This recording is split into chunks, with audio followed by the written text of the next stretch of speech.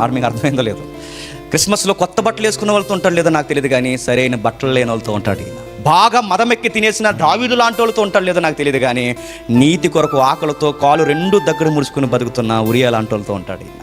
అందరూ చెడిపోయినారే, దేవుని పిల్లని చెప్పుకుని ఎలా అయిపోయారంటే వాళ్ళతో ఉంటాడు లేదో తెలియదు, కానీ అసలు నీతికి పడి ఉండి మీ దేవుడి కొరకు నేను బతుకుతానని మాట ఇచ్చిన రూతమ్మ లాంటి వాళ్ళతో ఉంటారు.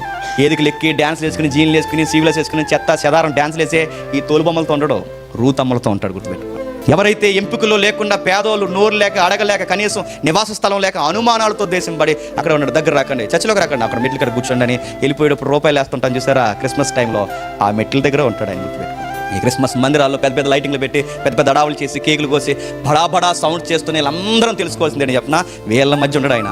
ఆ మెట్ల కింద మూలుగుతుంటారు చూసారా, వాళ్ళ మధ్య ఉంటాడు. ఎందుకంటే ఇదే ఆయన ఎక్కడ ఉన్నాడు అనడానికి ఆనవాలు. ఏది ఆనవాలు? ఎక్కడైతే మనం అసహించుకుంటామో అక్కడే ఉంటాడు, అదే ఆయన ఉన్నాడు అనడానికి ఆనవాలు. ఇప్పుడు చెప్పండి, ఈ క్రిస్మస్ని బాగా చేద్దామంటే బాగా ఖర్చు పెట్టడమా? చెప్పండి. బాగా చేయడం అంటే చెప్పిన, ఈ దేవుడు ఎక్కడ ఉండడానికి ఇష్టపడతాడో అలాంటి వాతావరణంలో ఉన్న వ్యక్తుల్ని మనం ప్రేమించడమే నిజమైన క్రిస్మస్.